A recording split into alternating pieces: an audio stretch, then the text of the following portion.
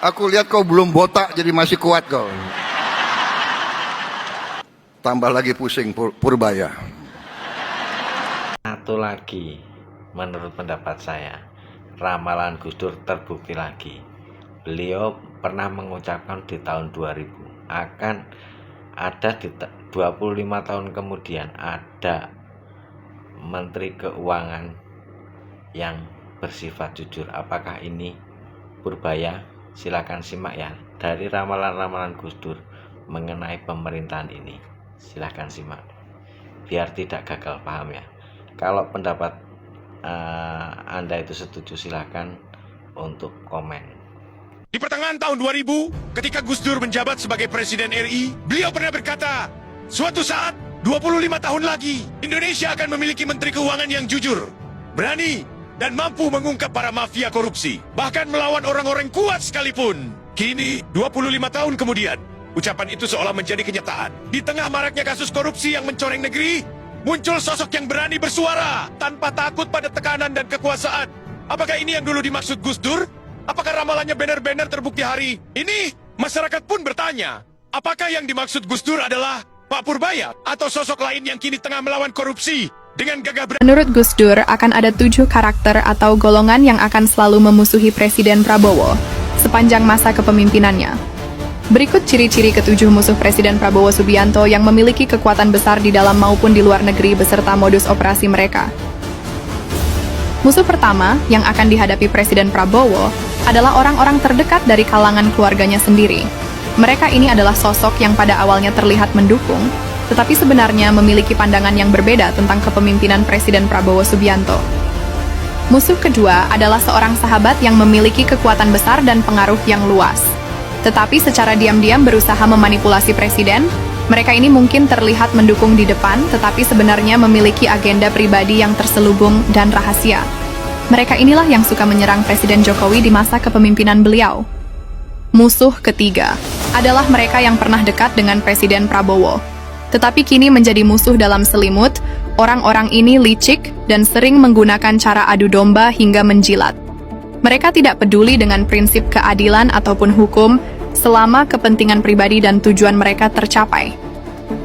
Musuh keempat adalah golongan yang menyebarkan hoaks dan fitnah. Mereka tidak menyerang presiden secara langsung, tetapi menggunakan kebohongan untuk menciptakan kekacauan yang bisa merusak stabilitas pemerintahan. Golongan ini bisa sangat berbahaya, karena mereka bekerja di balik layar, menggunakan media elektronik dan opini publik untuk memperkeruh situasi. Musuh kelima adalah pejabat atau bawahan yang korup. Mereka ini adalah musuh dalam selimut, bersembunyi di balik jabatan mereka yang strategis dan krusial.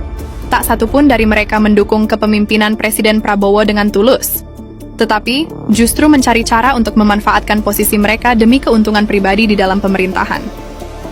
Musuh keenam memiliki taktik yang menjijikan, yakni dengan menyerang hubungan Presiden dengan keluarganya sendiri.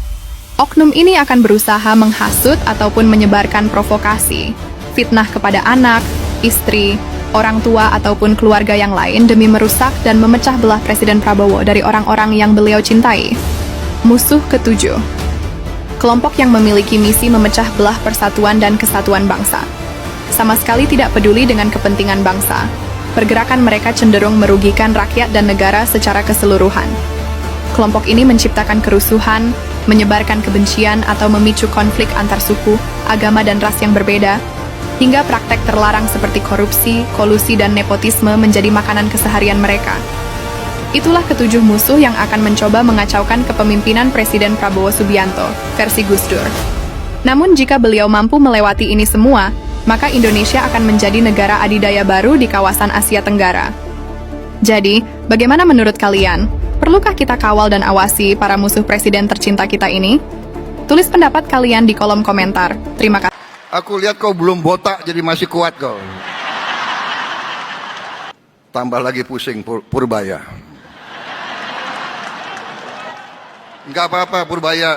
Pusingmu mulia untuk rakyat. Aku lihat kau belum botak jadi masih kuat kau.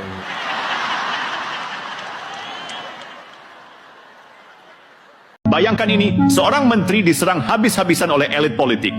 dan tiba-tiba seorang pemimpin turun tangan mengambil alih semua risiko. Apa yang dilakukan Prabowo? Kenapa langkah ini bisa menentukan masa depan kedaulatan Indonesia? Kita akan membahas bagaimana Prabowo menyelamatkan Menko Purbaya dari tekanan politik, mengambil alih isu HUS yang sensitif, dan mengapa langkah ini jadi contoh nyata kepemimpinan sejati di tengah badai politik. Ternyata Menko Purbaya memang diselamatkan oleh Prabowo kali ini. Diselamatkan dari siapa? Dari gempuran elit-elit politik yang seolah berebut kursi, tapi lupa pada arah bangsa. Ya, ini bukan gosip, bukan juga spekulasi. Ini fakta politik yang sudah jadi bahan obrolan di lingkar kekuasaan. Ceritanya begini. Purbaya sedang jadi sasaran tembak, dikeroyok dari berbagai arah. Ada yang nyindir lewat media, ada yang menegur terang-terangan di rapat, ada yang berpura-pura peduli, tapi sebenarnya ingin menjatuh. Itulah tadi ya, untuk ramalan-ramalan beliau dari Gus Dur yang kita rasakan saat ini memang terbukti ya. Jangan lupa like and subscribe ya untuk membangun channel ini. Terima kasih.